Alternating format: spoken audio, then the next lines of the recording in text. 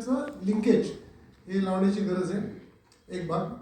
दुसरा भाग engineering function हे खूप वीक आहे.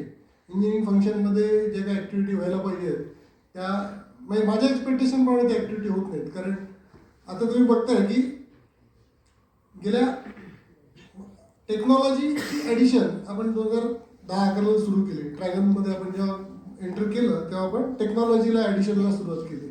मग आपण अंडर कॅरेज बनवले, आपण डिफेन्ससाठी काही कॉम्पोनंट केले आणि आता dragon is going in next levels, okay, in terms of technology absorption. म्हणजे आता एरोस्पेसचे पार्ट बनले. आताच वर्मा सर सांगत होते की ते ऑफिसर आता कुठे जाऊन आले, ते याचे पार्ट बनवणार काय तुमचे टर्बाईनचे काही पार्ट बनवणार, 5 ॲक्सिसला जाणार. सो तिथं टॉलरन्सेस जे ते मायक्रॉनमध्ये तुमच्या लक्षात आलं.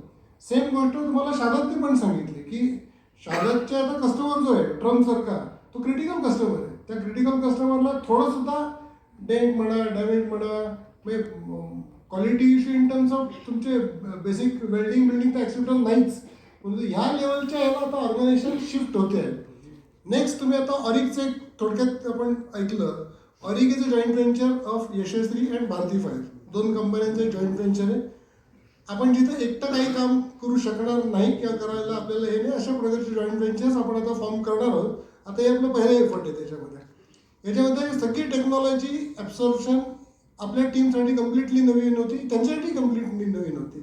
परंतु दोन्ही साईडच्या टीम मेनली अद्वैत सर, राकेश, यन वर्माजी आणि निनाद सर यांचा कम्प्लीट प्लॅन्ट लेआउट बनवण्यापासूनचा जो इनपुट आहे त्याच्यापासून आत्ता जे प्लॅन्ट जो आहे एस्टॅब्लिश करतोय मंगेश आहे, रावसाहेब, अमितेश आणि बाकी सगळी टीम नवीन आहे. त्यांना सिलेंडर लाईनमधला एक्सपिरियन्स आहे, पण cylinder production with automotive standards, with automotive inputs ह्याची त्यांना आता प्रॅक्टिस आता हळूहळू होती आहे. प्लांट अतिशय सुंदर झालेलं आहे, state of that manufacturing plant आहे. ऑरिकची टीमनी जरी तुम्हाला इन्व्हाइट केलं तर जरूर जाऊन बघा. मलाही कधीतरी इन्व्हाइट करतात, मी अधूनमधून जात असतो, परंतु इट इज वर्थ व्हिजिटिंग. त्यामुळे organisation is thinking at a different level. आज आपण कॉम्पोनंट लेवलला आहे, कॉम्पोनंट लेवलवरून आपण प्रिसिजन लेवलला चाललो आहे आणि प्रिसिजन लेवलवरून आपण एक एक्सपोर्टचा एक बेसिक सुरुवात केलेली आहे. एक्सपोर्टमध्ये कसं असतं की it is very easy to enter, बरोबर, but it is very extremely difficult to sustain. म्हणजे एक एक्सपिरियन्स मागच्या कधी राकेश असेल तर राकेशने सांगितलं असतं तुम्हाला की नेव्ही स्टारला एक कॉम्पोनंट आपण सप्लाय केला, ॲक्सेप्टन्स स्टँडर्डच नाही आहे त्याला. ॲल्युमिनियमचा कॉम्पोनंट आणि रिजेक्शन कशासाठी की तो दिसायला बरोबर दिसत नाही बाबा. बस 4 वेळा सॅम्पल पाठवले, एअरफ्रेट केले, एअरफ्रेटला कमीत कमी 7 ते 8 लाख रुपये खर्च केले असतील आपण. पण 4थंही सॅम्पल पाठवल्यानंतर ते म्हणतात नाही हे जे आमच्या करंट याच्याशी मिळतं नाही. सो हे सगळे चॅलेंजेस आहेत. त्यामुळे आत्ता जे आपल्याला चॅलेंजेस वाटतं आहे की मॅनपॉवर आहे, सायकल टाईम आहे, मटेरियल अवेलेबिलिटी नाही आहे, ECRS करतोय, हे जे आहेत आता हे सगळे रिलेटिव्हली एक असं म्हणतील की आता ऑलरेडी प्रॅक्टिस केलेलं आहे आपण. म्हणजे बॉडीच्या केसमध्ये बघितलं तर आपण आता 70 लाख बॉड्या बनवलेल्या आहेत.